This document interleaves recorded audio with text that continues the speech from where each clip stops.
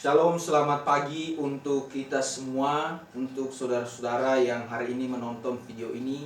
Semoga kita selalu dalam perlindungan Tuhan, kita dijauhkan dari segala sakit penyakit, kita dijauhkan dari segala mara bahaya, dan hari ini sukacita melimpah daripada Tuhan akan bersama-sama dengan kita. Baik saudara-saudara, hari ini kita akan belajar dari sebagian isi firman Tuhan yang saya ambil dari kitab Yohanes 13 ayat 34 sampai 35. Ini adalah suatu perintah Tuhan Yesus kepada murid-muridnya, kepada setiap orang yang percaya dan setiap orang yang mengaku bahwa Tuhan adalah juru selamat dan Yesus Kristus adalah Tuhannya. Oleh sebab itu mari kita baca firman Tuhan ini. Ayat 34-nya berbunyi, "Aku memberikan perintah baru kepada kamu, yaitu supaya kamu saling mengasihi, sama seperti aku telah mengasihi kamu, demikian pula kamu harus saling mengasihi. Dengan demikian semua orang akan tahu bahwa kamu adalah murid-muridku, yaitu jikalau kamu saling mengasihi." Nah, Tuhan Yesus berkata, "Aku memberikan perintah kepada kamu." Nah, berbicara mengenai perintah adalah sesuatu yang harus dilakukan karena berisi perintah. Jadi ketika perintah itu disampaikan, misalkan seorang ayah memberikan perintah kepada anaknya, ketika anaknya tidak melakukan suatu perintah itu, pasti ayahnya akan memberikan suatu sanksi kepadanya. Nah, oleh sebab itu sama seperti Tuhan Yesus, Dia memberikan perintah kepada setiap kita, kamu harus saling mengasihi. Kenapa? Karena Tuhan Yesus sudah terlebih dahulu mengasihi kita. Seperti kasih Tuhan Yesus kepada setiap manusia, begitu juga seharusnya kita saling mengasihi sesama kita. Nah, ini adalah menjadi salah satu syarat kepada setiap kita untuk menjadi murid Tuhan Yesus yang setia. Nah, syaratnya itu adalah saling mengasihi. Nah, di sini kita akan belajar siapa sih yang harus kita kasihi. Kenapa kita harus mengasihi musuh kita? Dan kenapa kita harus mengasihi orang-orang yang tidak seiman dengan kita? Bukankah seharusnya orang yang benci kepada kita, kita harus membencinya juga seperti di perjanjian lama? Tapi Tuhan Yesus mengajarkan kita sebagai orang-orang yang percaya bahwa semua orang itu harus dikasihi, baik itu musuh, baik itu orang yang seiman atau tidak seiman. Dalam Tuhan Yesus, di dalam Kristus Yesus tidak ada pilih bulu, semuanya kita harus mengasihi. Tentu mengasihinya adalah dengan hati yang penuh ketulusan dan ikhlas, tanpa mengharapkan imbalan seperti kasih Tuhan Yesus kepada manusia. Nah, siapa saja yang harus kita kasihi sesuai dengan perintah Tuhan Yesus? Tuhan Yesus menyampaikan dalam Matius 5 ayat 44 bahwa kita harus mengasihi musuh kita. Orang yang pertama kita harus kasih yaitu musuh kita. Kadang-kadang kita sebagai orang percaya, meskipun kita sudah hidup di dalam Tuhan, kita ke gereja setiap minggu, kita beribadah, kita ikut persekutuan rohani, tapi kadang-kadang sulit kita untuk mengasihi musuh kita. Bahkan ketika kita dibenci, difitnah, atau segala macam dilakukan oleh orang kepada setiap kita, kita terus memikirkan untuk membalasnya kepada orang tersebut. Nah, Tuhan Yesus berkata, "Kasihilah musuhmu dan berdoalah bagi mereka yang menganiaya kamu." Berarti ini juga sesuatu perintah daripada Tuhan Yesus sendiri, bahwa musuh itu harus dikasihi. Kenapa kita harus mengasihi musuh?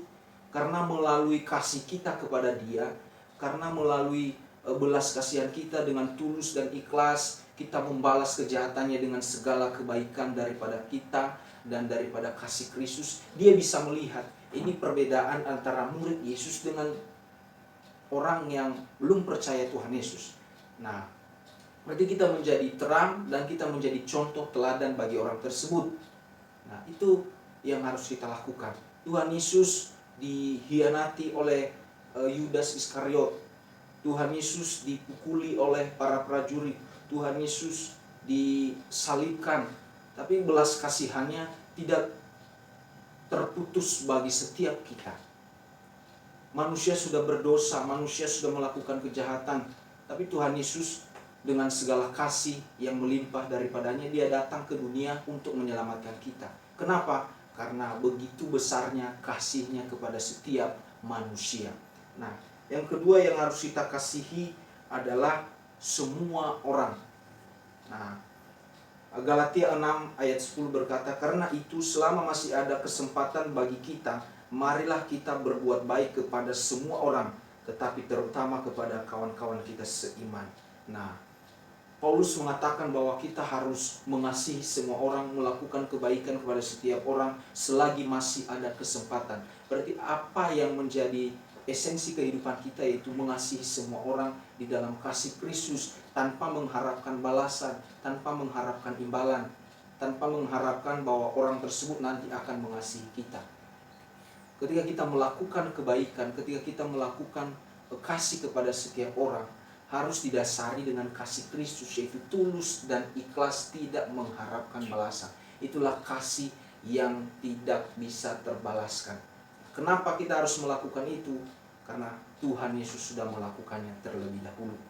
Yang ketiga yang harus kita terapkan di dalam kasih ini adalah keluarga kita. Semuanya itu kita awali di dalam keluarga kita, di dalam rumah tangga kita, kepada orang tua kita, kepada saudara-saudara kita. Nah, itu yang dilakukan juga oleh Tuhan Yesus. Dia mengasihi ibunya Maria, mengasihi saudara-saudaranya, mengasihi keluarganya, sehingga sebelum Tuhan Yesus melakukan pelayanannya, dia hidup selama 30 tahun kurang lebih bersama keluarganya. Tentu selama hidup dengan keluarganya, kasih yang daripada Allah dia terapkan kepada ibunya, kepada saudara-saudaranya. Tuhan Yesus memberikan teladan sendiri kepada setiap orang percaya, supaya kita saling mengasihi sesama, mengasihi keluarga, mengasihi musuh, dan mengasihi semua orang. Nah, yang terakhir ayat 35 berkata, dengan demikian semua orang akan tahu bahwa kamu adalah muridku, yaitu jikalau kamu saling mengasihi.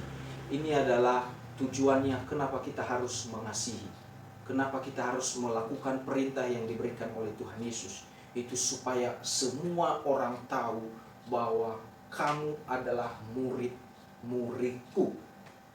Supaya semua orang tahu bahwa ini adalah orang yang sudah percaya dan yang sudah melakukan perintah Tuhan Yesus.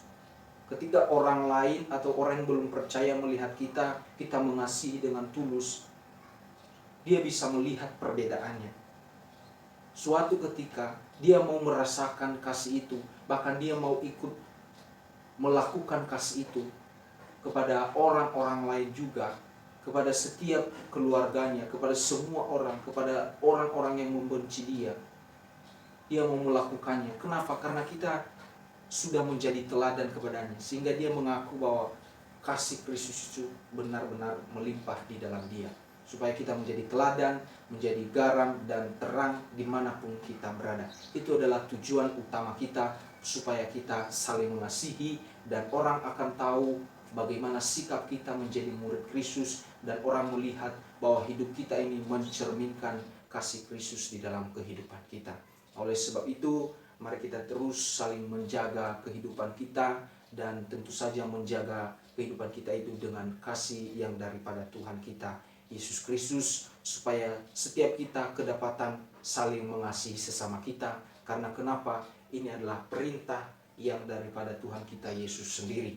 Mungkin itu saja yang kita pelajari hari ini. Semoga mulai saat ini belum terlambat kita untuk mengasihi, dan belum telat juga kita untuk melakukan perintah-perintah Tuhan Yesus. Kita mulai dari diri kita sendiri, dari keluarga kita, dan kita bisa menjadi teladan untuk orang-orang lain.